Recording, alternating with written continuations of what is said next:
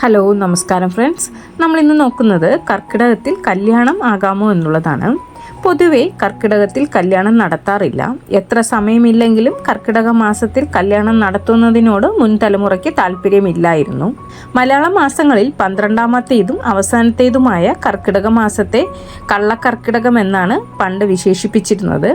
ഈ പ്രയോഗത്തിൽ നിന്നു തന്നെ എന്തോ ഒന്ന് ഇതിനു പിന്നിൽ ഒളിഞ്ഞിരിക്കുന്നുവെന്ന് ബോധ്യമാകും. കർക്കിടകത്തിന് ശേഷം വരുന്ന മാസം നറുനിലാവിൻ്റെ കുളിർമ പോലെ ചിങ്ങമാണെന്നതും അതിനാൽ പ്രസ്തുത മാസത്തിലാകാം കല്യാണം എന്നുമാണ് സങ്കല്പം. കല്യാണം എന്നല്ല, പല പ്രധാനപ്പെട്ട ചടങ്ങുകളും കർക്കിടകത്തിൽ നിന്ന് ഒഴിവാക്കിയിരുന്നു.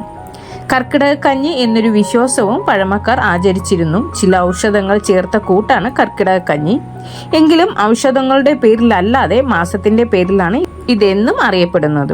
വിവാഹം എന്നാൽ മാനസികമായും ശാരീരികമായും ഏറെ ബന്ധപ്പാടുള്ള ഒന്നാണ്. അതിനാൽ അതിന് കൂടുതൽ ശ്രദ്ധ ആവശ്യമാണ്. കർക്കിടക മാസത്തിൽ പൊതുവെ പ്രകൃതി പ്രതികൂലമായതിനാൽ ആരോഗ്യ വിഷയത്തിൽ കൂടുതൽ ശ്രദ്ധിക്കേണ്ടതുണ്ട്. അതായത് ആരോഗ്യപരമായി ഈ മാസം അത്ര നല്ലതല്ലാത്തത് കൊണ്ടാണ് കർക്കിടകത്തിൽ കല്യാണം പാടില്ലെന്ന് ആചാര്യന്മാർ വിധി എഴുതിയത്.